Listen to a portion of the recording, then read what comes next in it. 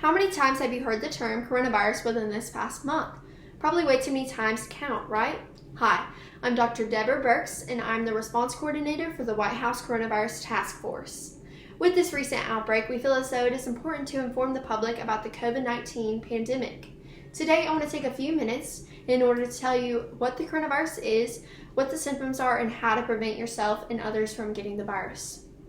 At this time, it may be scary if you do not know exactly what the coronavirus is. However, by learning more about it, it can lessen some of the anxieties tied to this time. First, we know that the COVID-19 is caused by a coronavirus. Coronaviruses are large family of viruses that are common in people, but also different species, such as cattle, camels, cats, and bats.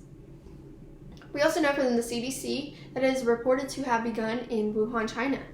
According to the CDC, many of the patients at the epicenter of the outbreak in Wuhan, China, had some link to a large seafood and live animal market, suggesting animal-to-person spread. Later, a growing number of patients reportedly did not have exposure to those animal markets, indicating person-to-person spread. Many may be worried about how severe this virus is. However, at this time, we do not fully know the severity of the virus, but we do know that it can cause death. According to the National Foundation for Infectious Diseases, people of all ages, especially those with severe medical conditions such as lung disease, heart disease, and diabetes, tend to be at a higher risk of death from the coronavirus. We also know that 80% of deaths tend to be in the age group of 65 years old and older. These conclusions have all been made through reported illnesses. Because we have this helpful information, we can also look at the symptoms in order to catch the virus before it affects not only the person infected, but those around them. Amidst this pandemic, it is also crucial for citizens to know exactly what the coronavirus looks like so that they can get tested if they seem to have some of the symptoms.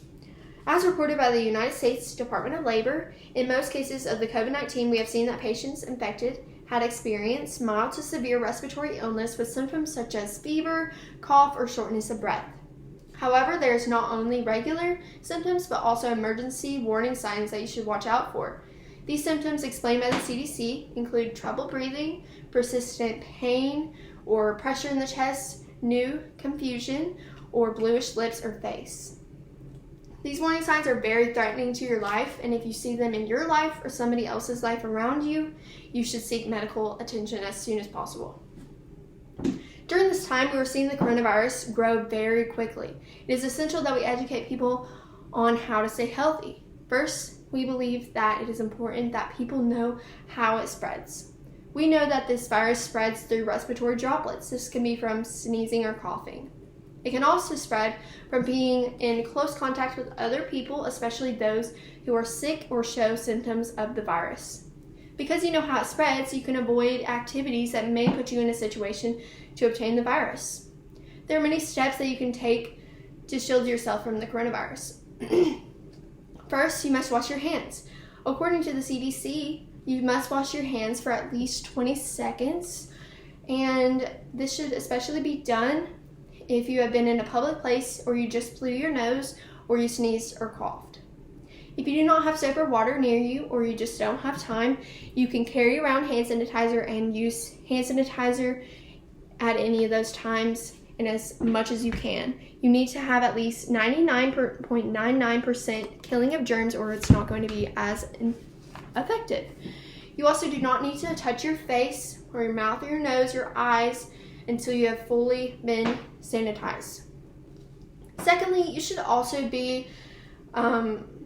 avoid contact with people, especially those around you who are sick or show symptoms of the coronavirus. According to Fox News, many citizens have already put this matter into their own hands, self-quarantining themselves to their house. This might not be exactly what you want to do, but these steps are not only to ensure your safety, but also those around you. If you have any symptoms that we have stated before, you should wear a face mask, and this face mask should go over your nose and also over your mouth. It should be tied behind your head. This is to ensure that the people around you do not inhale your respiratory droplets, especially if you test positive for the corona. Overall, as response coordinator For the White House Coronavirus Task Force, I want you to know that we are doing everything in our power to lessen the effects of the coronavirus within our nation. We hope that you've learned more about the coronavirus. Because, as the World Health Organization states, by learning more about the coronavirus, what the symptoms are, and how to prevent yourself and others from getting the virus, it can lessen the anxieties tied to this time. Please consider all the steps and requests that we have presented today in order to keep our nation healthy. In the United States of America, our motto, made by President Eisenhower, is "In God We Trust." During this difficult time, we must lean on our faith, our friends, and our family in order to get through this together. Thank you, and stay safe.